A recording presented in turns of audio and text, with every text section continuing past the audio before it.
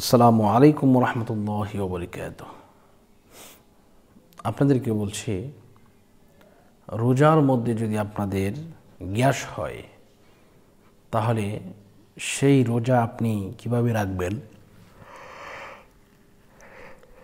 কোন নিয়মে রাখবেন, আসুন আমরা সমস্ত সেহরিতে ইফতারে কি কি খাবেন, কি কি খেলে আপনার গ্যাস হবে না বা কোনো ধরনের সমস্যা হবে না সেই ব্যাপারে কিছু জেনে নিই ইনশাআল্লাহ।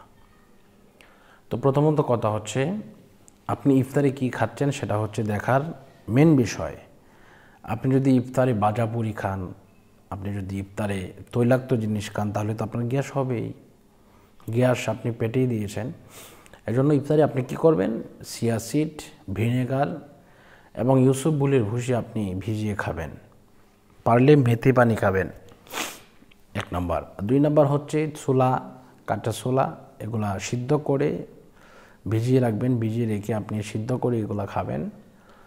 পাশাপাশি অল্প মশলা দিয়ে আপনি হালকা একটু ভেজে নিতেও পারেন, এতে কোনো সমস্যা নেই, এটা খাবেন। এরপরে আপনি কলা খাবেন, 2টা কলা খাবেন, খেজুর খাবেন, বাস ইফতার হয়ে গেল। এরপর রাতে আপনি খেলেন হালকা, খাওয়ার পরে আপনি ঘুমিয়ে গেলেন। তো চেষ্টা করবেন তারাবির আগে খাওয়ার জন্য। আপনি রাতের খাবার তারাবির আগে খাবেন, তাহলে আপনার কোনো সমস্যা হবে না। তারাবি থেকে এসে যদি আপনি খেয়ে ডাইরেক্ট বিছানায় চলে যান, ঘুমাতে চলে যান, তাহলে আপনার নিশ্চয়ই অবশ্যই সমস্যা হবে। কেননা আপনার স্টমাকের মধ্যে সেটা কাজ করতে, সেটা আপনার হজম করতে একটু সময় লাগে।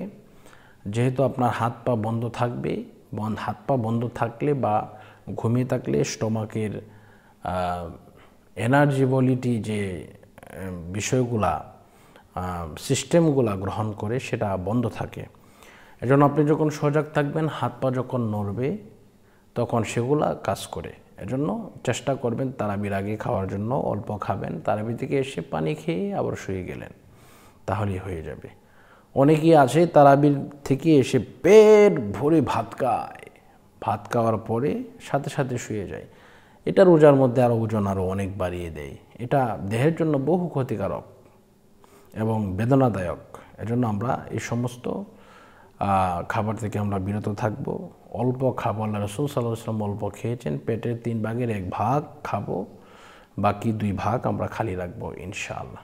আল্লাহ পাক আমাদের সকলের রোজাকে কবুল করুন, সেই প্রত্যাশা করে আজকের মতো এই পর্যন্ত বিদায় নিচ্ছি। আসসালামু আলাইকুম রহমতুল্লাহি ওয়া বারাকাতুহু।